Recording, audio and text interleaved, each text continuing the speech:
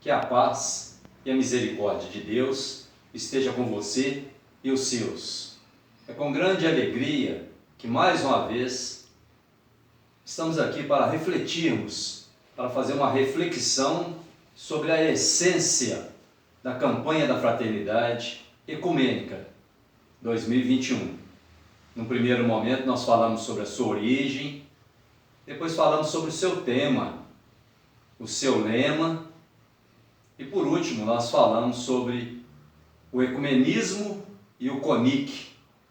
Hoje a proposta é de um diálogo profético, um desafio que a campanha da Fraternidade nos dirige. Além do mais, a campanha da Fraternidade ela não termina aqui, muito pelo contrário, ela se inicia a cada raiar de sol, a cada respirar.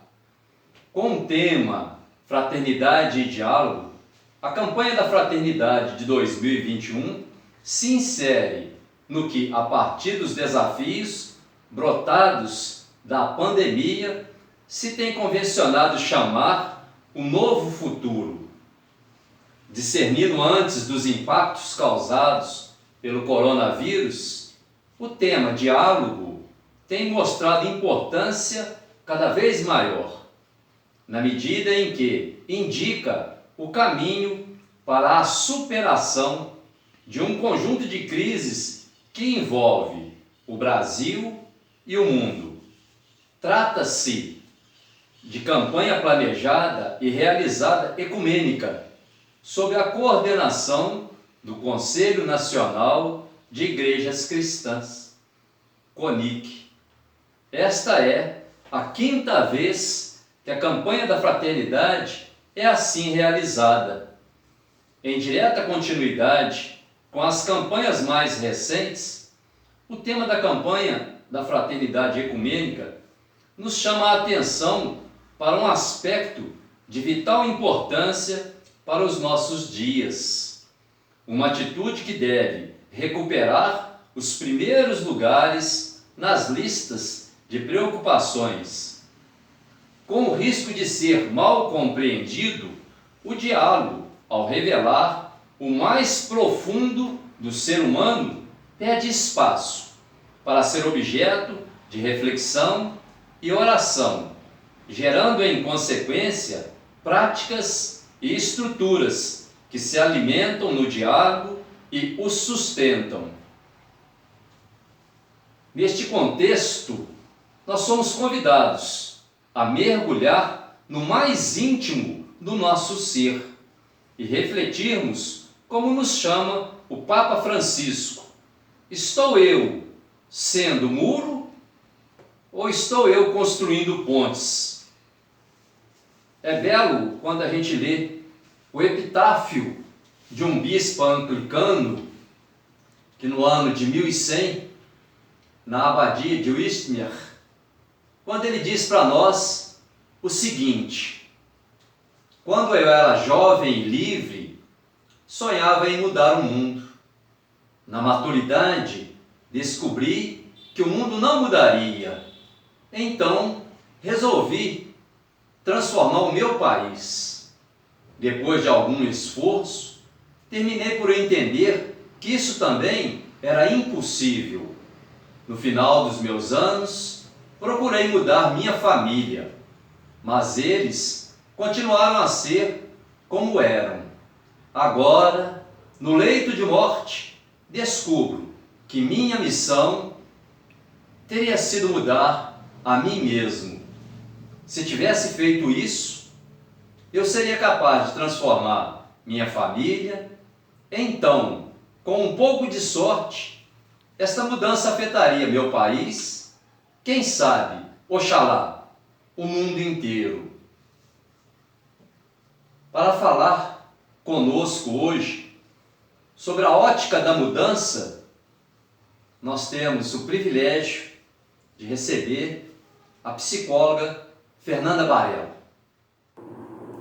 Olá, Tudo jóia? Paz e bem, eu sou Fernanda Porella, psicóloga e educadora parental em disciplina positiva, que tem como objetivo conectar pais e filhos por uma educação mais leve, um convívio menos conflituoso, mais consciente e positivo. E hoje eu vim aqui para conversar com você a respeito da campanha da fraternidade sob uma ótica da mudança. E vou iniciar a minha fala citando o Papa Francisco no discurso que ele fez às igrejas brasileiras, na mensagem para a campanha.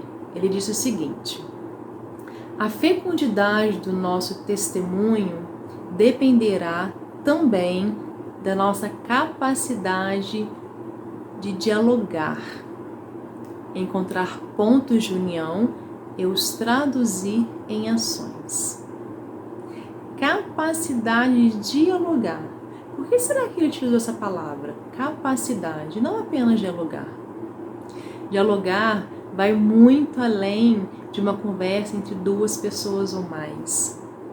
Dialogar necessariamente passa pela capacidade de saber ouvir, considerar o outro, a sua versão, a sua opinião de forma empática. Opa, Fernanda, então quer dizer que o diálogo passa pela empatia? Sim, com certeza passa pela empatia. E é essa empatia que nos dará todas as ferramentas para que possamos ter capacidade para dialogar. Olha só que interessante isso. Temos então duas formas diferentes de ouvir. Ouvir para entender, ouvir para responder. Quando você ouve para entender, você pratica essa forma empática de estar atento ao outro enquanto fala. Eu percebo, eu sinto, quero entender aquele significado, que aquilo pode agregar para mim.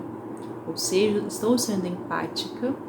Ao contrário, quando eu estou aguardando a primeira oportunidade para responder, para falar, me colocar, eu estou atendendo a minha própria necessidade de querer influenciar o outro. E quando começamos a mudar essa chavinha do pensamento, então, para uma escuta compreensiva, atenciosa, para querer entender o outro, eu começo então a perceber que não preciso mudar ninguém além de mim mesmo. Como foi citado, não é, no epifato de um bispo anglicano.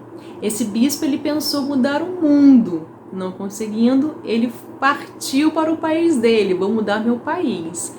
Não dando certo também, então me resta a minha família, vou mudar a minha família. Deu certo? Não deu. Então como mudar, minha gente? Já que eu percebo que precisa mudar, que o mundo precisa mudar, que as pessoas precisam mudar, que meu país precisa mudar, como que eu faço isso então?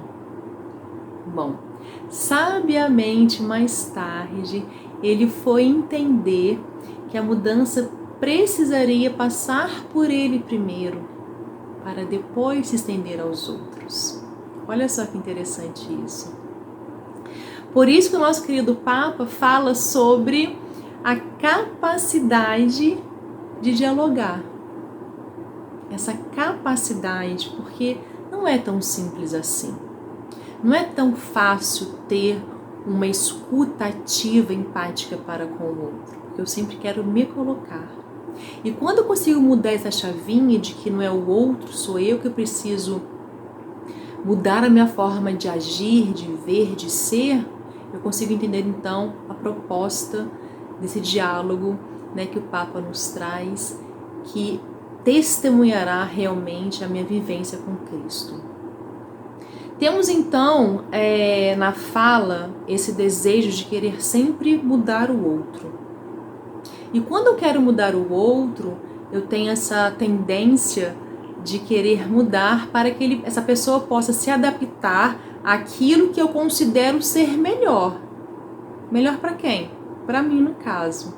Ou outras formas, também muito frequente, a mudança que eu quero no outro envolve a necessidade de querer que os meus desejos, as minhas carências sejam satisfeitos. Sejam satisfeitas. Ou também de querer adequar aquela pessoa aos meus valores. Aquilo que eu acredito ser importante e de valor.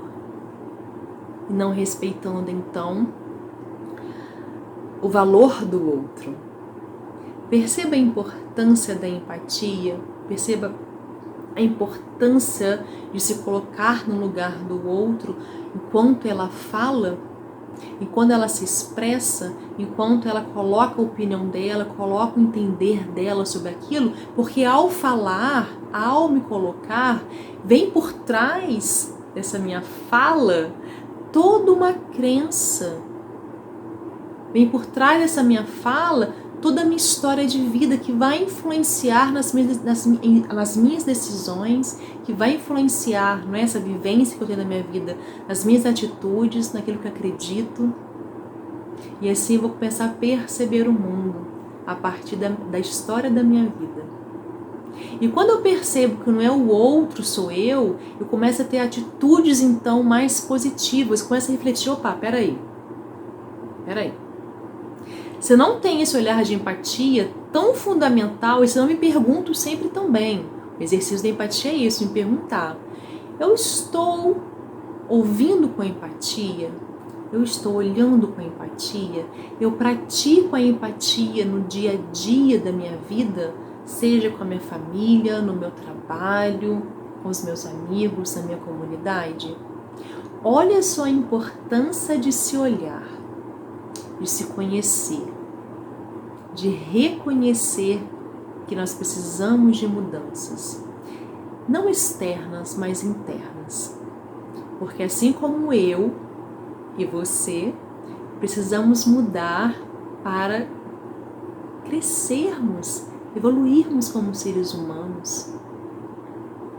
Entende isso? E quando eu percebo que eu preciso encarar de uma forma diferente, quando eu preciso ver de uma forma diferente a partir daquilo que eu acredito ser bacana para mim, mas não necessariamente é para o outro, eu não fico tentando e tendo a expectativa de que o outro vai mudar por minha causa, a opinião dele, o conceito dele, entende? Eu preciso mudar o meu jeito de perceber as situações, as coisas e assim fazer valer o diálogo através da escuta ativa, através desse olhar que eu tenho para com o outro, de sentir o outro, de compreender, de entender. Não a partir de mim, a partir dele.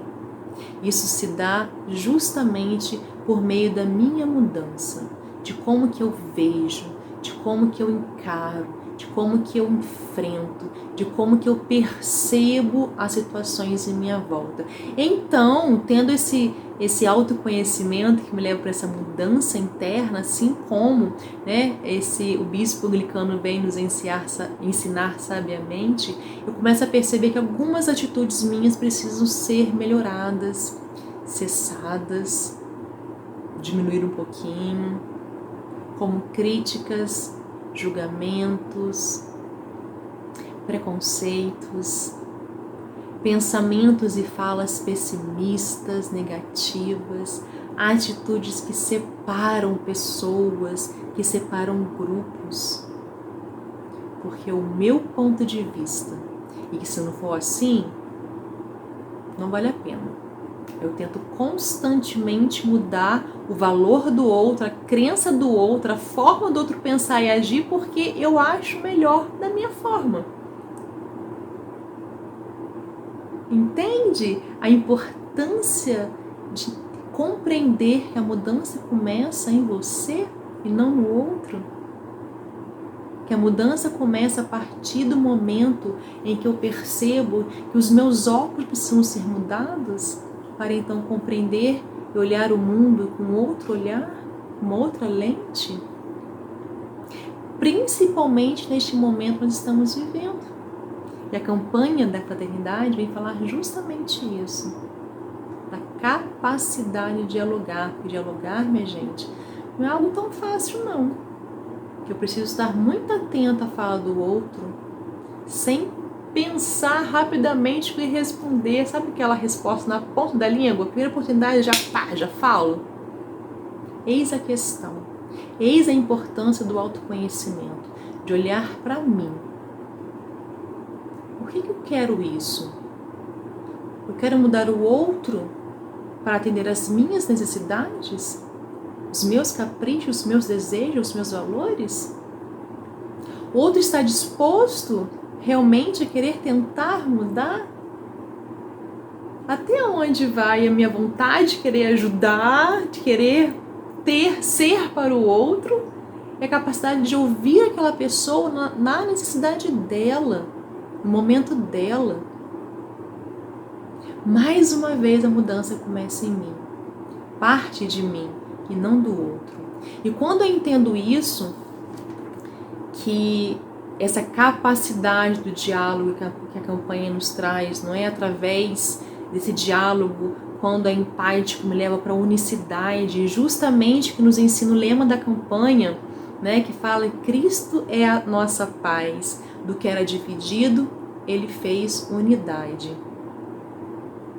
E qual é o nosso propósito enquanto filhos de Deus? É a unidade, não a separação. Não o eu e você, mas o nós.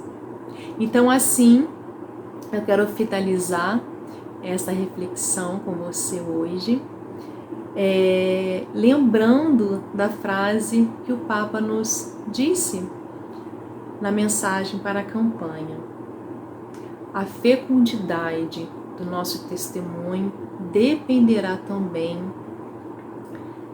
da forma da minha capacidade de dialogar, encontrar pontos de união e os traduzir em ações. Encontrar pontos de união. Então não sou eu, não é você, somos nós. Quando eu percebo que somos nós, eu entendo que eu preciso fazer algo acontecer na minha vida pessoal, emocional, para que realmente eu deixe de lado aquilo que eu quero, como eu vejo, para que reine o nós. Então, que o bom Deus nos capacite e nos conduza para o mais belo caminhar, o mais belo caminho, que é o caminho para dentro de nós mesmos. Porque ao nos encontrarmos, nós encontramos Cristo que habita em nós. Muito obrigada pela sua atenção, fique com Deus e até a próxima. Tchau, tchau.